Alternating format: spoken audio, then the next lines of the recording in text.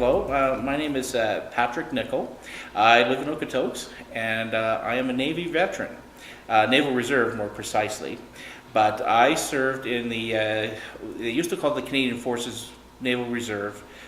No, check that. They used to call it the Canadian Forces Maritime Command Reserve. It was a mouthful. But essentially, it's the Royal Canadian Navy Reserve, an offshoot of what was used to be called the Royal Canadian Naval Volunteer Reserve.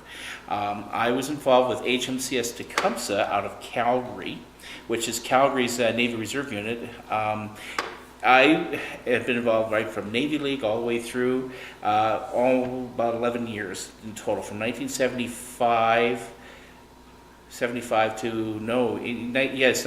to 85.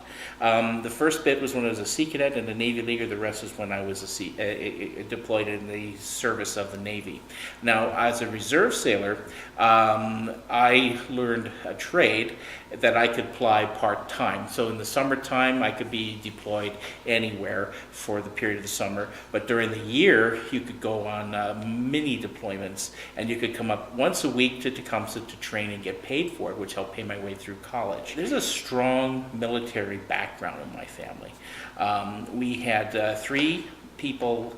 My dad had three brothers deployed during World War II. One, Everett, Sergeant Everett Nicol, was a combat engineer killed at the Battle of Casino. We had another uncle, Jim, who was a flight lieutenant, flew Lancasters, and another uncle, Fred, who was not deployed but was part of the service. Later, during the Korean conflict, my Aunt Lois was a WREN, which was the Women's Royal Canadian Navy Service. And she was deployed as a med-aid, medical technician. So a lot of the stories I heard about our military heritage resonated with myself. Plus, too, I'd become a military buff I'm a bit of a Trekkie, so I like to watch military movies, and I like the uniforms and stuff like that.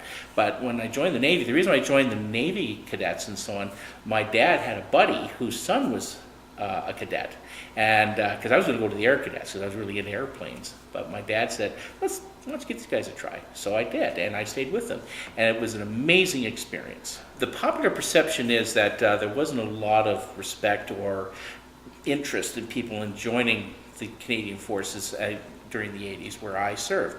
Now, there were hundreds of people, thousands of them, that did serve, but they are not as well recognized as other periods, because we served during the time of the Cold War, in which it wasn't a shooting war, it was more like a policing war.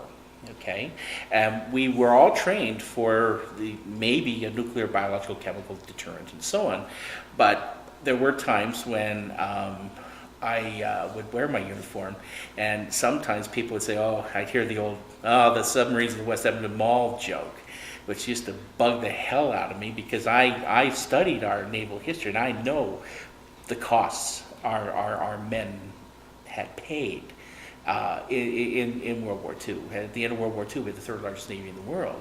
And I was very proud of our naval service. It was hard to be proud of our naval service, though, at that period of time, because we were part of what was called the Canadian Armed Forces, which was unification. You ask any old-time sailor about unification, they got nothing nice to say about Lester Pearson or Paul Hellyer and the government of the day that created the Canadian Armed Forces, because it denuded them of their pride, their identity, their history. Because I would go on deployment and I would see the real sailors, the guys wearing the blues and the battleship grays. I'd be one of them. Me, on the other hand, I'm still proud of my service, still proud of what we did, because we were revered by other navies because we're resourceful people, Canadians are. Unfortunately, my uniform is green, and from a distance, I look like a cross between a park ranger and a bus driver. Now, this other plaque I have is the plaque for Canadian Forces Base at Esquimalt, which is the headquarters of the Pacific Navy. And that's where I spent just about all of my deployments from here. I was a Pacific sailor. Some of my friends, they went over to Halifax and served with the Atlantic Fleet. And it's at Esquimalt where I served aboard this ship, which was called HMCS Gatineau. Her designation was DDE 236, which stood for Destroyer Escort. A destroyer escort is a class of ship just below a frigate. You couldn't land a helicopter on her, but she was missile equipped, and was part of the Blue Water Force deployed against the Soviets, if you will. Now, if you were to see me from a distance with these on my uniform, you'd be forgiven if you called me a corporal, because again, my uniform was green and I'm wearing what looks to be corporal stripes. I was actually called a leading seaman, which is the Navy terminology, and these were worn on my shoulder, like officer shoulder boards. In the old days, before we did this, you used to wear these on your sleeve. So 29th of June 1981, this is the sheet that my mom signed. See, it's my mom's signature right there, because I was 17 and I got mom's permission to join the Navy Reserve. And then this other sheet is my personal undertaking that I signed to join. HMS Tecumseh is on 24th Avenue and 24th Street and 17th Avenue Southwest. It's been there since 1923. The Naval Reserve bases used to be called half companies, and they were modeled after the militia system. The Navy was created in 1910 by the Wilfrid Laurier government of the Liberals, and they created the Naval Reserve bases, and there are units in every major city in the country, and it was modeled after the militia system to engender affinity with the Navy, but also ensure we had manpower when the Navy needed to be deployed. So in the early days, when these half companies were set up, just like ours at Tecumseh, our folks would go on training with the Royal Navy, because for centuries our shores were defended by the Royal Navy. And they would go to the Royal Navy for seasoning and training, come back home and start training our folks. And not many people know this, but the best sailors were prairie sailors. And the reason why that is because they were already familiar with working in open spaces. They already handled heavy machinery. They already knew a lot of rope work, because so many of them worked on ranches and so on, and were good with their hands and that kind of thing. There was a ready-made workforce already there. I guess the downside was you had to get used to being on a ship. You had to get used to being on a ship, but a lot of these guys didn't mind that. They didn't mind that. They liked the adventure, but it wasn't for those folks on some of our earlier ships. You know, it was an adventure and a half. So what I like to tell people when they come visit us is, well, my favorite line is, you're standing in the largest naval museum in the country, which is weird since we're nowhere near an ocean, and that always gets a laugh out of people. They say, yeah, how come that is? I said, well, there's a very good reason for that. Calgary has one of the largest populations of naval veterans in the country. There's over 300 of us living in this area. And because of a man named Bill Wilson and the Naval Museum of Alberta Society, which is 30 years old now. We just celebrated our anniversary just 2 weeks ago. And the commitments and the synergies they made with corporate Calgary and so on, all of that to produce the Naval Museum and the facility you see now as part of the military museums. Ottawa decided to recognize us as the foremost naval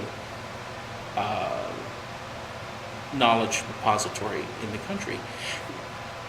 Our museum holds the Canadian Naval Archive, which again, ironically, when we study the history of the RCN, you come to Calgary.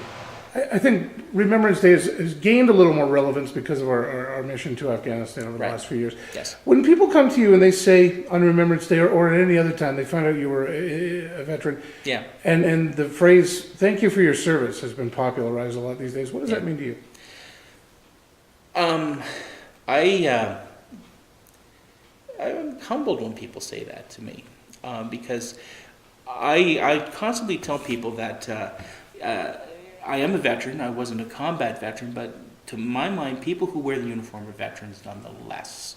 And when somebody says thank you for your service, I feel glad that somebody feels the need to express that gratitude, because I remember when people just didn't think about it. You know, I would tell people I'm in the Navy Reserve, and they go, or I'd get that submarine in the West Edmonton Mall crack. I don't get that anymore. Nobody tells that to me anymore. What I get is people saying, thank you for your service. We're glad you served. There are times on my Facebook page I'll publish a picture of me in my uniform, and I'll get a fresh new set of likes. Some people are saying, well, we're glad you served, and we're glad you did what you did. And I'm very proud of my friends who have also served and were in combat roles. and went on to do other things in life. Both my friends that were in the Reg Force have retired from the Reg Force and do other things now. They've raised their families, they've been married, and they're doing very, very well. But I still remember them from back when we were kids. We all used to play D&D when we were kids. We all went to the same schools. We were all cadets at some point. And then we all decided to wear a uniform. There's a picture I have of myself and two of my pals on my graduation day from SYEP. I'm the one in the green bagged uniform with the beret. The other two fellas had been in the Army for a while, so they're wearing the berets and the combat boots, right? And that kind of thing. So that's a wonderful memory I have.